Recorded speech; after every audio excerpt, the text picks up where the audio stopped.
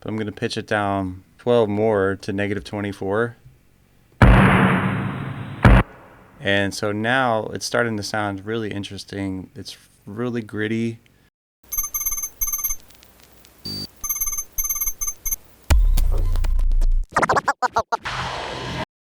Alright, I usually do this when I'm making a beat with an acoustic snare sound, if the snare just needs an extra layer to hit a little bit harder. I'm using a drum rack, and I actually have a drum rack within the drum rack. So on this pad right here is another drum rack, and that way I can do all the layering right here, and everything gets triggered by one MIDI note. For me, it's just a much quicker and more efficient workflow. So yeah, here's what my snare sounds like so far. So you can see it's a good sound, but it's a little bit plain and it doesn't slap as much as I want it to for this beat. So I'm going to drag another snare sound into the rack over here. So here's what the new one sounds like. And I'm using a sampler. I'd recommend just using a sampler because it has everything you need to be able to do this. I'm going to turn it to one shot and turn snap off.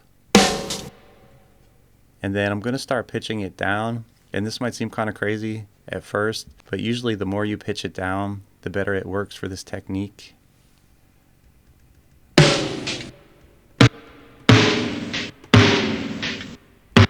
So yeah, I have it pitched down 12 half steps right now, and it's starting to sound pretty good, but I'm going to pitch it down 12 more to -24. And so now it's starting to sound really interesting. It's really gritty. There's a lot of artifacts coming out, and it almost sounds a bit crushed. It's not really that usable as a layer, but there's a few quick things that I'm going to do to make it usable. The first is setting this filter to a low cut, and I like to use the 12 dB setting, and then I can just start cutting out some of the lows so I can layer it on top of that original snare sound. And then I'm going to bring in the end time. I'm going to bring the start time a little bit later. And then you can mix the volumes right here. So I'm going to turn down the volume and then bring in the original sound.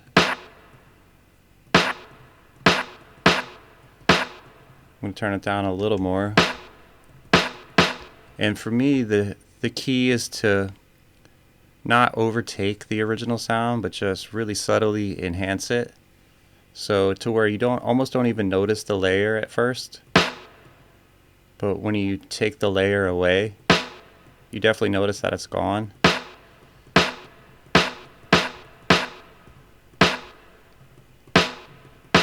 So yeah, that sounded pretty good right now. The most important thing is how it sounds in context with the rest of the beat.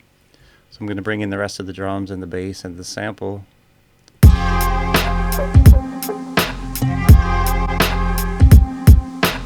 It's a little loud. I'm going to bring it down a little bit.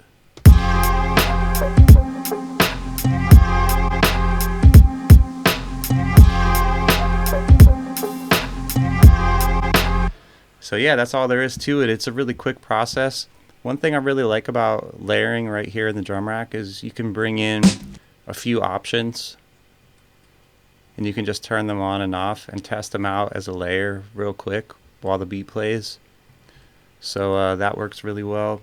One thing I want to mention, if you feel like having this layer pitched down so far isn't adding enough high frequency content, because check this out, if I turn on the spectrum analyzer and I run just the layer through that, you can see there's a really big roll off starting at around 3K.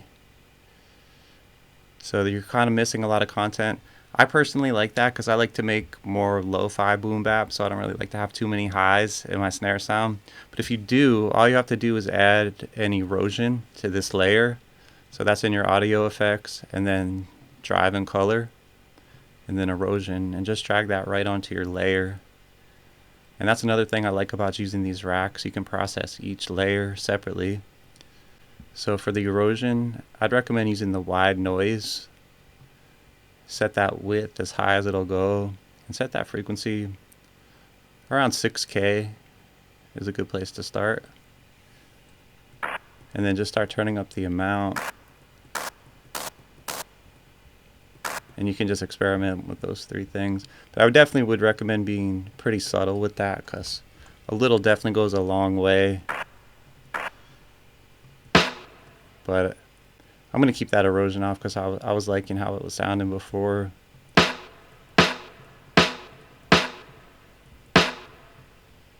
You can adjust the fade out also.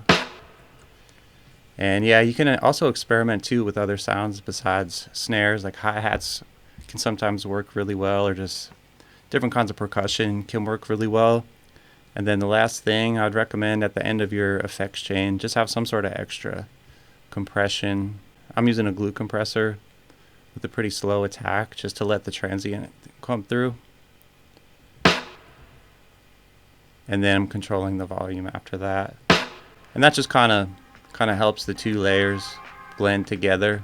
And so yeah, that's pretty much it though for the technique. It's really quick, but you can get really good results from it. So I hope that was helpful. Hit me in the comments if you have any questions, and thanks a lot for checking out the video. Peace and much love. Memory code. Memory code. Memory code.